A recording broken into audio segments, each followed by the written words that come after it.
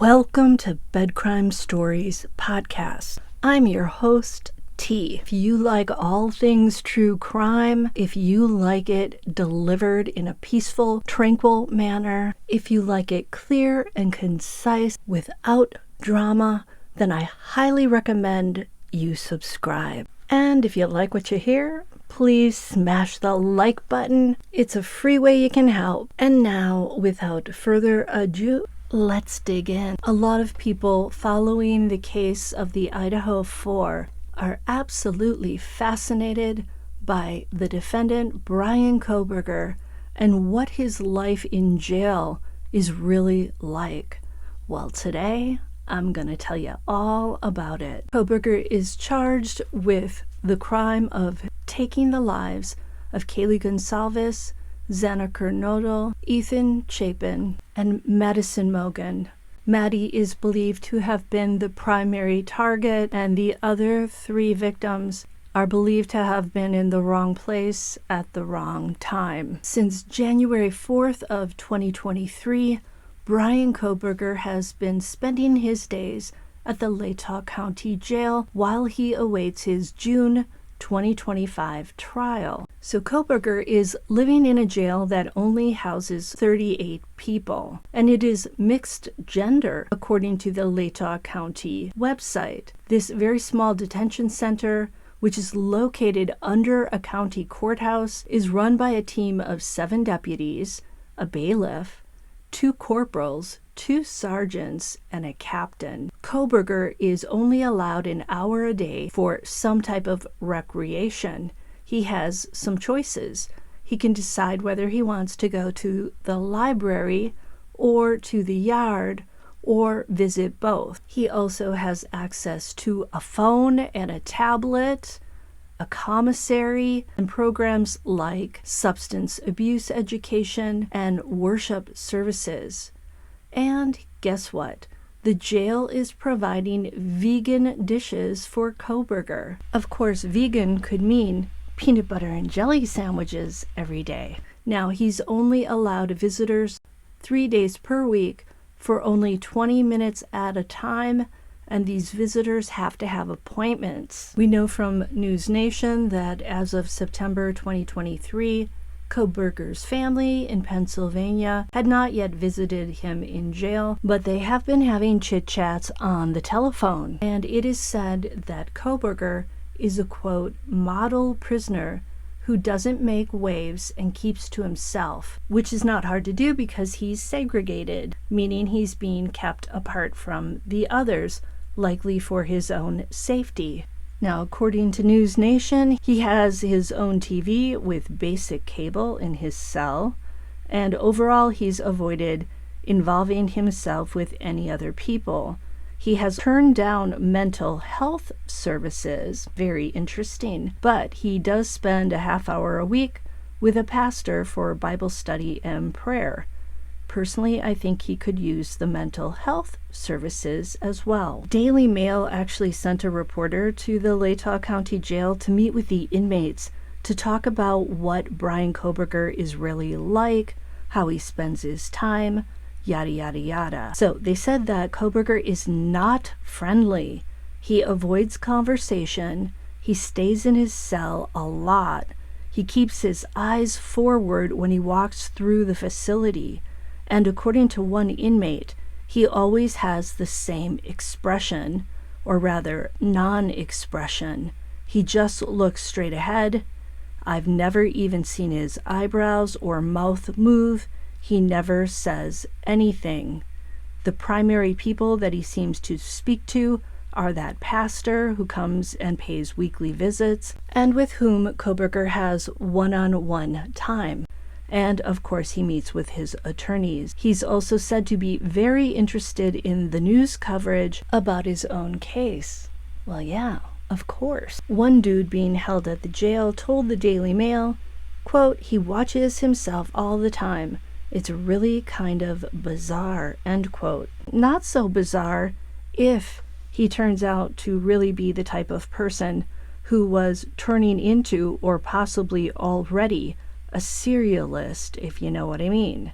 Now, in such a small jail, Among people who are there for lesser crimes, Kohberger is said to be an unsettling presence. Hell yeah. Dude's accused of using a sharp-edged object on 4 people.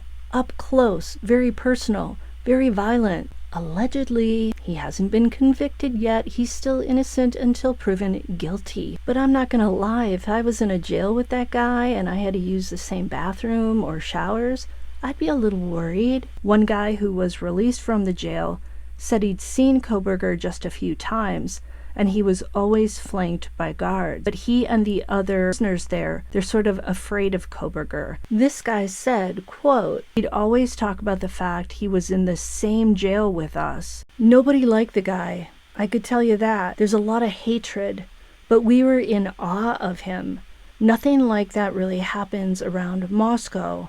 It shocked a lot of people, end quote. Whether you believe Kohberger is innocent or whether you believe he's guilty as F, I bet you wouldn't want to share the same cell with him. I mean, it would be difficult to get any quality shut-eye, literally. I once spent 8 hours on a train in Italy with a drunk Italian guy who seemed to be angry, and I can tell you, I did not get any sleep, and my eyes were barely closed. It was such a relief when he finally got off the train, walked across the tracks, turned back to look into the window of our compartment. I was with my 2 girlfriends. He turns around, he looks in the window, and of course we're staring right at him, and he exposes himself. It was such a lovely ending to such a lovely long evening. It was like his last F.U. at us. I think he resented Americans taking up space on his train. In case you don't know, the next upcoming hearing for Kohberger is on August 29th, and it's about his defense team's motion to change the location of the trial, which is set to be held in Latah County. Bryan Kohberger, according to his lawyers, cannot receive a fair trial in Latah County as protected by his rights under both the U.S. and Idaho constitutions because of the pervasive, inflammatory, often inaccurate, and highly prejudicial publicity, end quote. That's what his public defender, Ann Taylor, is arguing. The defense team apparently conducted a phone survey of potential jurors to determine if they can act impartially.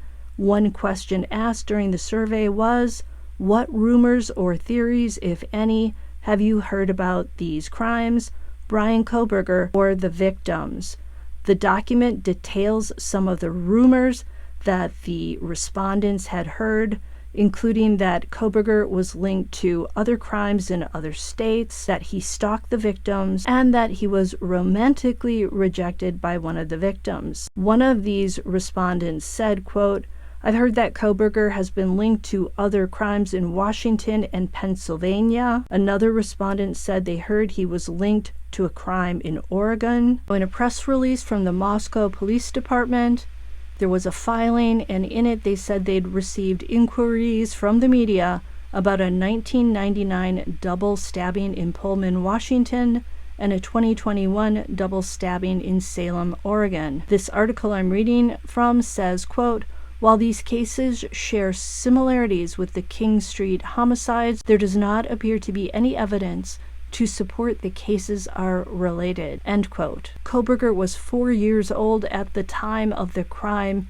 in Washington. Yeah, I'm gonna say he probably was not involved in that one. Now, according to this article, Pennsylvania authorities are currently investigating if Kohberger is linked to any unsolved crimes in the state. However, he has not been identified as a suspect or charged in any incidents in Pennsylvania. Now, Kohberger's defense team's survey found that more than 98% of people in Latah County were aware of the case, with 68% following it very or somewhat closely. And out of the potential jurors familiar with the case, around 67% believe that Kohberger is guilty. The bottom line is the defense wants the trial moved to Ada County. They say, quote, Ada County is the largest county in Idaho, with more than 10 times as many potential jurors than Latah County. Given the familiarity with the case throughout the entire state of Idaho, selecting an impartial jury as guaranteed by the Constitution will be a challenge. The best chance to find an impartial jury is to have the largest potential pool of candidates, end quote. So Latah County has a population of around 39,500, while Ada County has a population of nearly 495,000. Ada County also includes the state capital of Boise, which will have more space to accommodate a high-profile trial, according to the defense. They write, "There are large courtrooms with adequate space and tables for the attorneys and Mr. Kohberger.